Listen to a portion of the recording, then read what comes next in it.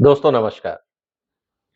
जब से आम आदमी पार्टी के नेता जेलों से बाहर आ रहे हैं, तब से आम आदमी पार्टी के अंदर खलबली है। 2013 का आप इनका मैनिफेस्टो उठा के देखिए और उस समय जो इन्होंने बड़े-बड़े वादे किए थे कि हम हिंदुस्तान से भ्रष्टाचार मिटाने आए हैं, आज कम से कम 30 ऐसे घोटाले दिल्ली सरकार के ऊपर हैं, जिसमें साफ-साफ भ्रष्टाचार दिखता है।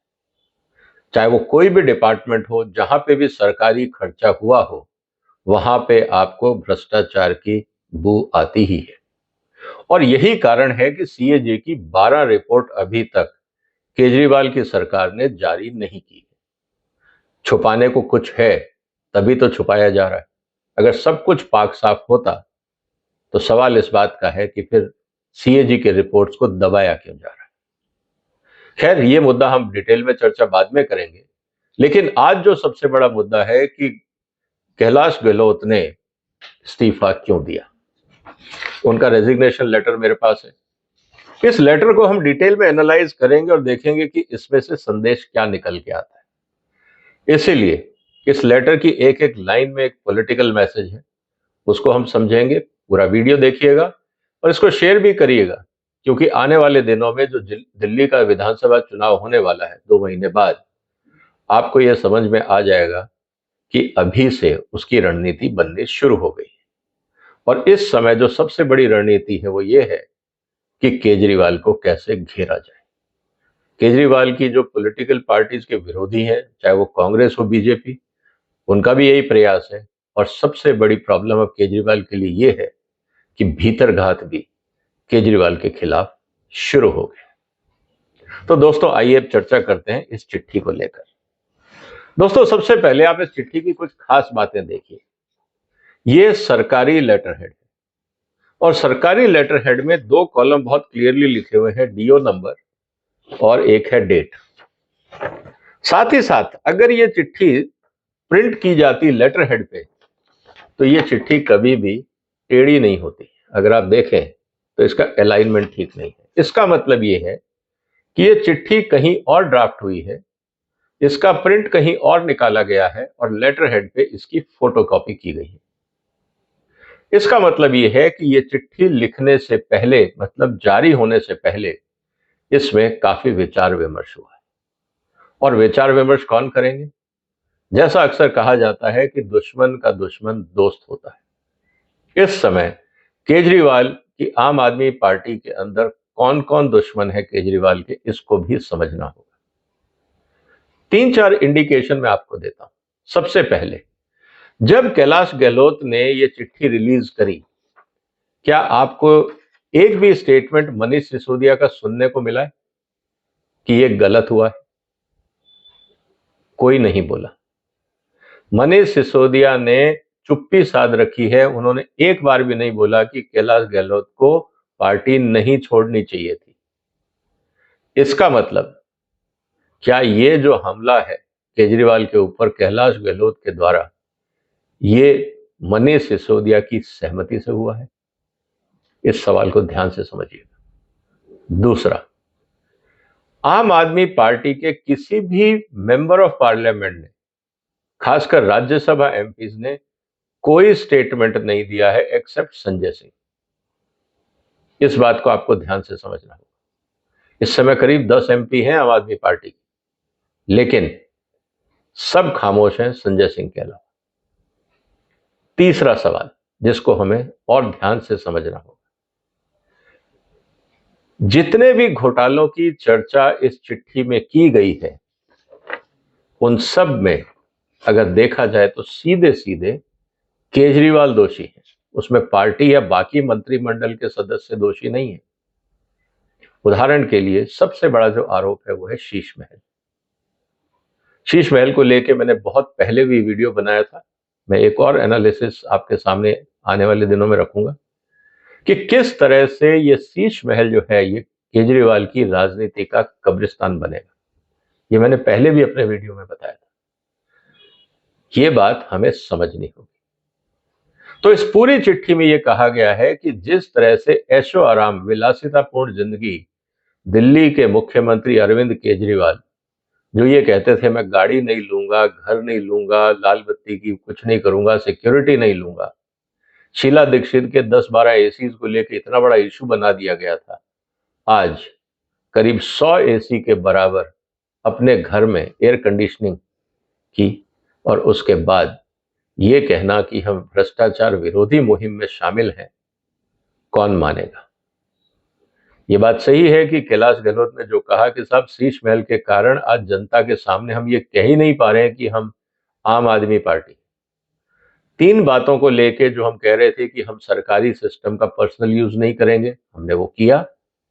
हम भ्रष्टाचार नहीं करेंगे, शराब घोटाला हमारे सामने है। और तीसरा, हम सत्ता के भूखे नहीं हैं, हमें कुर्सी का लालच नहीं है, हम बदलने आए हैं, वो एजेंडा भी पूरा नहीं हुआ।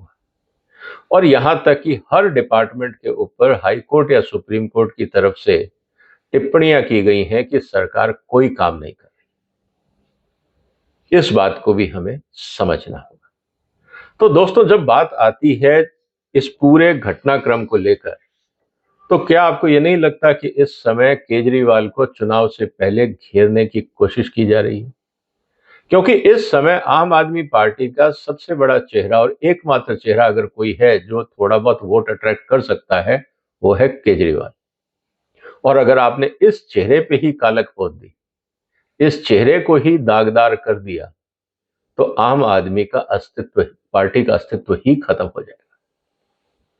और जब आम आदमी पार्टी का अस्तित्व खत्म होगा, और उससे पहले अगर मैं ये कहूं कि केजरीवाल का अस्तित्व खत्म होगा या मार्जिनलाइज होगा, तो जो बाकी पार्टी के नेता लोग हैं, जो पदाधिकारी हैं, निश्चित रूप से उनका वेट बढ़ेगा पार्टी में, क्योंकि ये संगठन तो बन चुका है। अब सवाल इस बात का है कि क्या केजरीवाल को आप पद हटा सकते हो? मुझे लगता है कि विधानसभा चुनाव से पहले तो आप कुछ नहीं कर पाओगे। लेकिन अगर केजरीवाल की परफॉर्मेंस खराब होती है या केजरीवाल खुद अपनी सीट हार जाते हैं, तो निश्चित रूप से पार्टी में बदलाव की बात बहुत तेजी से उठेगी।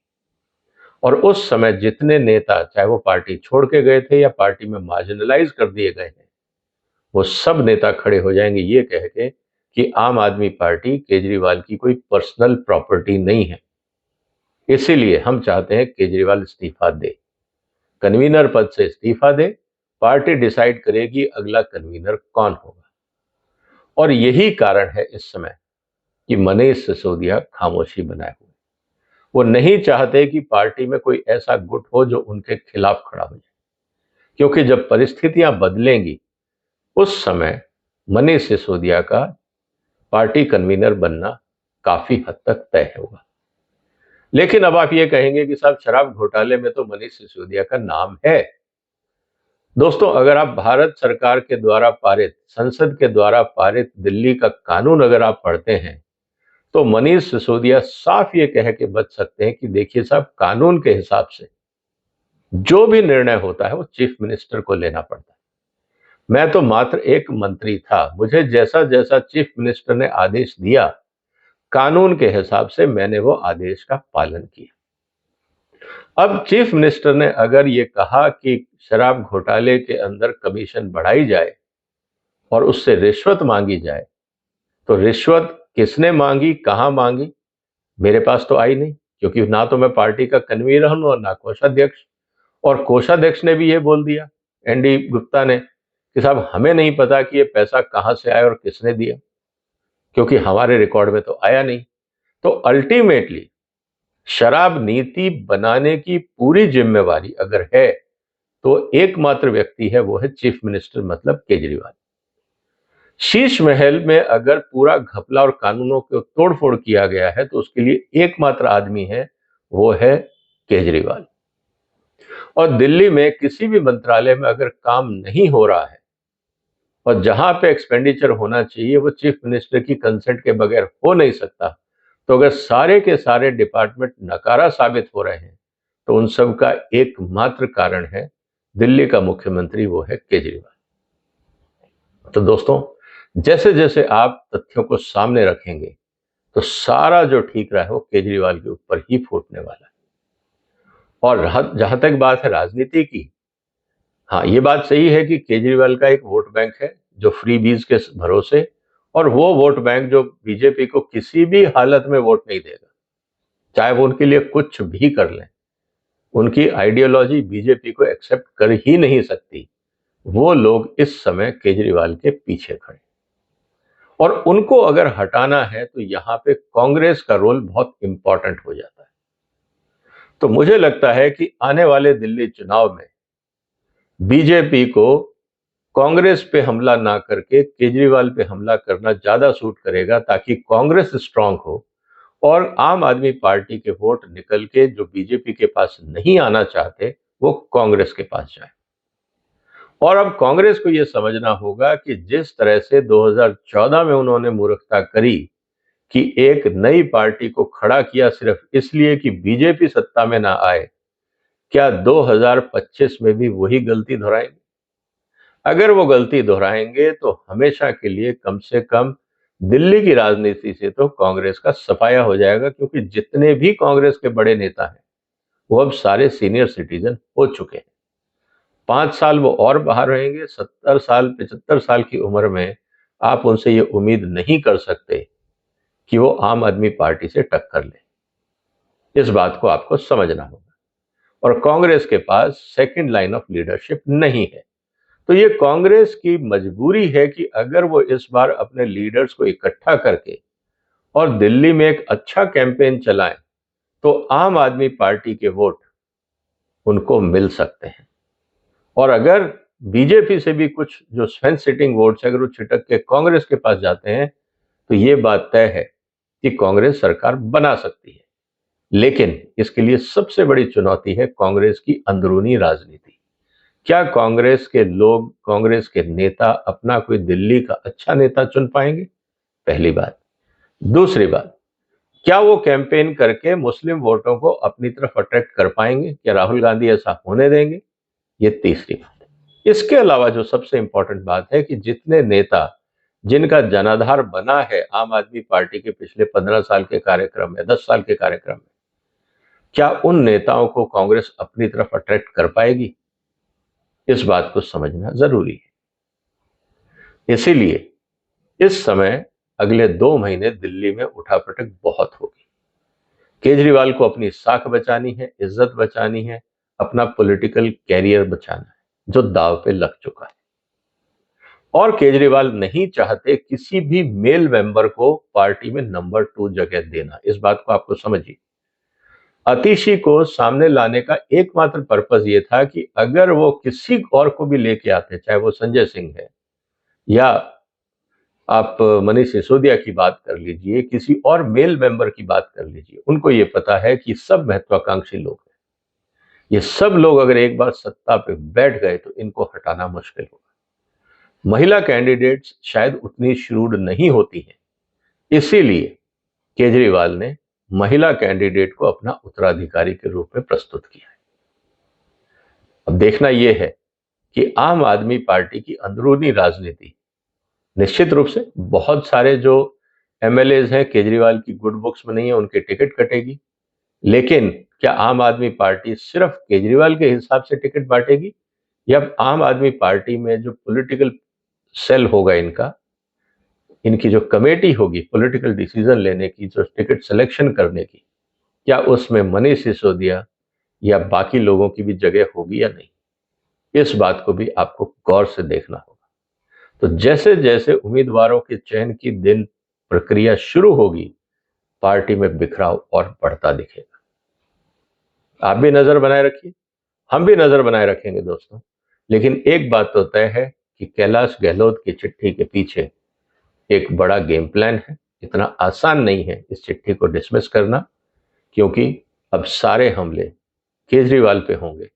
अगर खुद सेनापति पे लगातार हमले हो रहे हों तो इनके आसपास के जितने छुटभइये नेता हैं वो अपने आप छिटकने शुरू हो जाएंगे। इससे केजरीवाल और कमजोर होगा।